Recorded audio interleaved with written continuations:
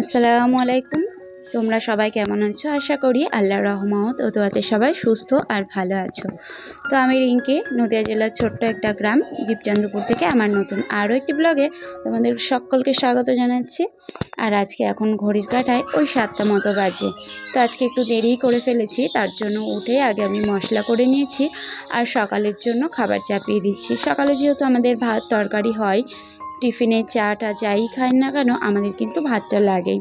এর আগেও আমি অনেকবার বলেছি, তো ওই জন্য আজকে প্ল্যান রয়েছে যে ছেলের জন্য একটু টিফিনে আর কি পরোটা বানিয়ে দেব। ওই জন্য সকালে একটু ছোলার ডালের তরকারিটা করে নিচ্ছি। আর ওই যে ওইদিকে ভাত করেছিলাম, একটু নোংরা হয়েছে, তো আমি চেষ্টা করি কি সঙ্গে সঙ্গে ওগুলোকে পরিষ্কার করে নিতে, তাহলে সব সময় আর কি রান্নাঘরটা পরিষ্কার আর পরিপাটি করে রাখা যায়।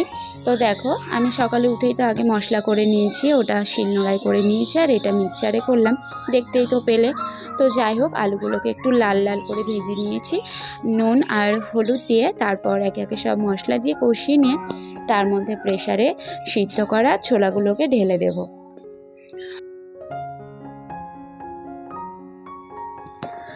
তো এখানে ছোলার ডালটা হতে থাকুক আর তার ফাঁকে আমি আর কি কিছু কাজ করে নেব। ওই যে দেখছো বেসিনে অনেকগুলো বাসনপত্র রয়েছে, তো ওইগুলোকে ভাবছি একটু অফ ক্যামেরাতেই আর কি ধোয়া মাজা করে নেব। তো ধোয়া মাজা করার পর এসে দেখছি কি ছোলার ডালটা হয়ে গেছে, আর একটু ঝোল ঝোল রেখে দেবো, কারণ পরে ওটা না বসে যায়। তো দেখো কি সুন্দর একটা কালার এসেছে আর স্মেলটা খুব সুন্দর ছিল।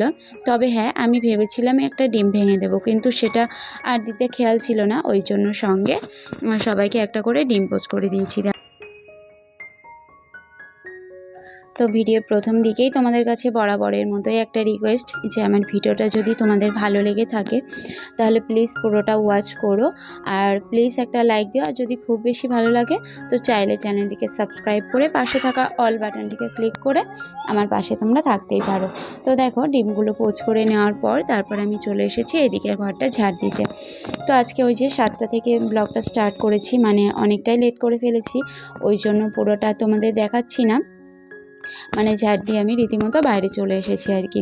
তো এদিকের ঘরটা মোটামুটি আমার পরিষ্কার করে নেওয়া হয়ে গেল আর সকালে রান্নাবান্নাও হয়ে গেছে, অনেকটাই চাপ কমে গেছে।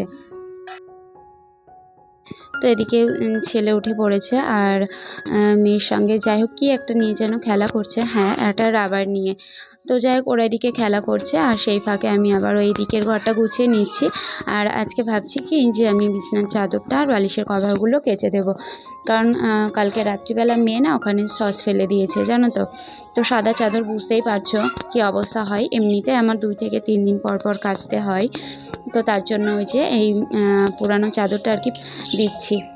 তো চাদরটা কি জানো তো মোটা, আর নিয়ে আমি ভীষণই পস্তাই, কারণ না ছেড়ে না কালারটা সেরকম গ্লেজ দেয়, কিন্তু ভীষণ ভারী আর লম্বাতে না ঠিক আছে, আর এদিকে একটু কম জানো তো। তো কিছু করার নেই, নেওয়া যেহেতু হয়ে গেছে ওটাকে তো ব্যবহার করতেই হবে। তো চাদরটা পেতে নিয়ে তারপরে যে জানালায় রোজকার মতো আজকেও আর কি এগুলো পরিষ্কার করে নিচ্ছি। এগুলো না প্রতিদিনের কাজের মধ্যেই পড়ে, আর প্রতিদিন যদি এগুলোকে একটু পরিষ্কার করে নেওয়া যায় প্রতিদিন কাজের মধ্যে, তাহলে দেখবে ডিপ ক্লিনিংয়ের ঝামেলাটা ঝট করে আসে না। আর এই কাজের শেষে যখন সব মানে একবার চোখ বুলিয়ে নেবে তখন দেখবে খুব ভালো লাগবে। তাহলে মোটামুটি আমার রান্না বান্না ঘরদোর পরিষ্কার করে নেওয়া এগুলো ধরো হয়ে গেছে। আর তারপর আজকে করে নিচ্ছি চা। তো দেখো, এখানে চায়ের কালারটা কিন্তু খুব সুন্দর এসেছে। আর এই যে লাল চা নিয়ে নিয়েছি, তার সঙ্গে এই যে প্যাকেট মুড়ি আর এই বেকারি বিস্কুটগুলো, এগুলো আমার ভীষণ পছন্দের, তাই বিশেষ করে আমার জন্যই এনে দিয়েছে। জানি ছেলে খাবে না, ওর জন্য আবার আলাদা আনতে হবে। তো দেখো, মেয়ে কিন্তু এখানে চা খাচ্ছে না, ওই সান্ত্বনা পুরস্কার হিসেবে একটু দিয়ে বসিয়ে রেখেছি। তো আমি ছেলে মেয়ে সকলে মিলে চাটা খেয়ে নিয়েছি।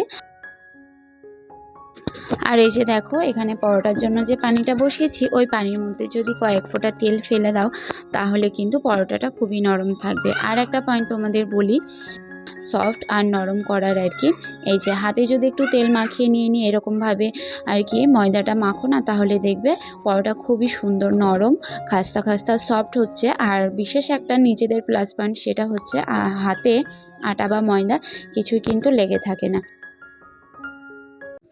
আর 3 নাম্বার টিপসটা দেখো, যখন আর কি পরোটা বেলবে, তো বেলার পর যখন ওটাকে ফোল্ড করবে আর কি ভাঁজ করবে, তার আগে পরোটার মধ্যে একটু কয়েক ফোঁটা তেল মাখিয়ে নেবে, তাহলে দেখবে খুব সুন্দর কিন্তু ফুলে যাবে পরোটাটা।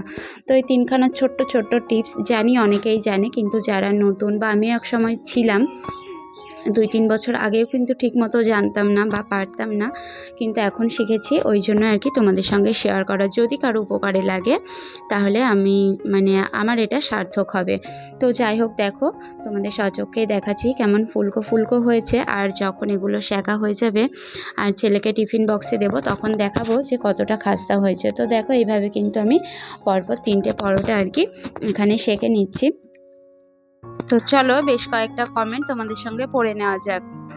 সোহানি শিমুল BD and Nasrin Api blog থেকে খুব সুন্দর কমেন্ট করেছে। তো দিদিভাই আপু, এভাবেই তোমরা সবসময় আমার পাশে থেকো এবং দোয়া করো। আর এক দিদিভাই সুপর্ণা বায়েন ব্লগ থেকেও খুব সুন্দর কমেন্ট করেছে যে অনেক ভালো লাগলো। তো সকলকে অসংখ্য অসংখ্য ধন্যবাদ এভাবে আমার পাশে থাকার জন্য। তো এই যে কমেন্টগুলো পড়তে পড়তে কিন্তু আমার এদিকে 3টে মতো পরোটা বানিয়ে নেওয়া হয়ে গেছে। তো ছেলের খাওয়ার সুবিধার্থে আমি আর কি এরকমভাবে ছোট ছোট করে ছিঁড়ে দিয়ে দিয়েছি পরোটাটা টিফিন বক্সের মধ্যে, আর ছোট বক্সটাতে দিয়ে দিয়েছি তরকারি। তো তারপরে ছেলেকে স্কুলে আর কি টোটোর মধ্যে উঠিয়ে দেবো, তো তার জন্য চলে এসেছি রাস্তায়। সারাদিনের মধ্যে এই দুটো কাজই কিন্তু সবচেয়ে বড়, দেখবে বরকে কাজের সময় ঠিক সময় মতো টিফিনটা করে দেওয়া আর কি, আর হচ্ছে ছেলেকে রেডি টেডি করে স্কুলে পাঠানো। এই দুটো কাজ যদি তোমার হয়ে যায় সময় মতো, তাহলে দেখবে দিনের অনেকটাই কাজ তোমার হয়ে গেছে, আর তারপর ঠান্ডা সুস্থভাবে তুমি কিন্তু কাজটা করে নিতে পারবে। তো এটা আমি কেন, সবার সঙ্গেই হয় আর কি। তো দেখো ছেলেকে উঠিয়ে দিয়ে এসে তারপর আমিও খাওয়া দাওয়া করে নিয়েছি। আর খাওয়া দাওয়া করে এই যে আমার বাড়িতে যে কাজটা চাল গম ছিল সেগুলোকে ভাঙিয়ে দিয়েছি। আর তার ফাঁকে এখানে অনেকটা দুধ ছিল, তো দুধটা ফালতু নষ্ট হবে, তার জন্য একটু ভিনিগার দিয়ে আমি এখানে পনির আর কি ছানা কেটে নিয়েছি। অল্প একটু পনির হবে, সেটা আর কি করে রাখবো তার জন্য। তো জানো তো, যদি দুধ থেকে থাকে ঘরে আর তার মধ্যে একটু ভিনিগার ফেলে দাও আর ছানা কেটে নাও, তারপর কিন্তু সেটা খুব সুন্দর আর কি সফট একটা পনির বাড়িতে তৈরি করাই যায়। এর আগেও আমি বানিয়েছি, কিন্তু আজকে একটু অল্পই হয়েছে। তো যাই হোক, সেটা আমার কাজে লেগে যাবে, কারণ আমার ছেলে ভীষণই পছন্দ করে এটাকে। তো দেখো আমি এখানে পানি ঝরানোর জন্য ওখানে দিয়ে দিয়েছি। আর তারপর দেখছি ফিসফিস করে আবারও বৃষ্টি নেমে পড়েছে। তো কী আর করা যাবে, বৃষ্টি নামলেও তো আর আমাদের সংসারের কাজ বন্ধ থাকবে না, যেভাবেই হোক সময়ের মধ্যে ঠিকই কমপ্লিট করতে হবে। তো তারপর আমি বৃষ্টির মধ্যে মেয়েও যেহেতু ভিজে গেছে, তো মেয়েকে স্নান করাতে হবে আর ওই কাঁচা ধোয়াগুলো করতে হবে, ওই জন্য আমি একবারে স্নান করে নিয়েছি। মেয়ে আমি স্নান করে কাঁচা ধোয়া করে এগুলোকে মেলে দিচ্ছি, কারণ এখন আবার বৃষ্টিটা থেমে গেছে। তো এই যে এইভাবেই যদি পরপর একটু বুদ্ধি খাটিয়ে প্ল্যান করে কাজগুলো করা যায়, যতটাই দেরি হোক আর যাই হোক ঠিকই সময়ের মধ্যে হয়ে যায় কিন্তু। তো দেখো এখানে সমস্ত জামাকাপড়গুলো মেলে নিয়ে তারপরে আমি চলে যাব দুপুরে রান্নাবান্নায়। আর ওদিকে আমি প্রায় আধা ঘন্টার উপর মেয়েকে ঘুম পাড়ানোর চেষ্টা করলাম, কিন্তু মেয়ে কিন্তু ঘুমায়নি, জানো তো। তো কী আর করা যাবে, আর সমস্ত কিছু কিন্তু আমি এই কাজের ফাঁকে ফাঁকেই রেডি করে রেখেছিলাম, ভেন্ডিটাও কেটে রেখেছিলাম আর হচ্ছে মাংসটা ম্যারিনেট করে রেখেছিলাম, সেটা অফ ক্যামেরাতেই করেছি। কারণ সমস্ত কিছু যদি আমরা পার্ট পার্ট করে শেয়ার করি, তাহলে কিন্তু আমাদের ভিডিও অনেকটাই বড় হয়ে যাবে, আর কাজে না কোনো বরকত আসে না, জানো তো। ক্যামেরা অফ করে কাজ করলে দেখবে কাজটা ঝট করে হয়ে যায়, আর অন করলে কাজ কিন্তু শেষ হতেই চায় না, অনেকটা করেই সময় লেগে যায়। তো যাই হোক, ওখানে আমি ভেন্ডিটাও ভেজে নিয়েছি, আর মেয়ে আমার আশপাশ ওই যে খেলা করছে, এই যে পাটকাঠির কুচিগুলো দেখছো, সেইগুলো নিয়ে আর কি উনানের মধ্যে ভরে দিচ্ছে। তো ভেন্ডিটা ভেজে নিয়ে আর আলুগুলোকে লাল লাল করে ভেজে নিয়েছি, কারণ আলুগুলো না একটু লাল লাল করে ভাজি ভাজি করলে খেতে বেশি ভালো লাগে, আর আমার মনে হয় কষানোর সময় খুব তাড়াতাড়ি সিদ্ধ হয়ে যায়। তো যাই হোক, ওইদিকে কষিয়ে মাংসের মধ্যে পানি ঢেলে হতে দিয়েছি, আর তার ফাঁকে চলে এসেছি এই দিকটা ধুয়ে নিতে, কারণ ওই ফিসফিসে বৃষ্টি হয়েছে, আর সেই যে কোথাও শুকনো কোথাও ভেজা দিকটা আরও বাজে লাগে, তো ওই জন্য ওই দিকটা ধুয়ে নিয়েছি। আর এই দিকটাতে দেখো এসে দেখি মাংসটাও কিন্তু হয়ে গেছে। আর এই যে দেখো মাংসের কালারটা কিন্তু খুব সুন্দর হয়েছে। আসলে ম্যারিনেট করে রাখলে কালারটা খুব সুন্দর আসে আর তেলগুলোও না ছেড়ে দেয়।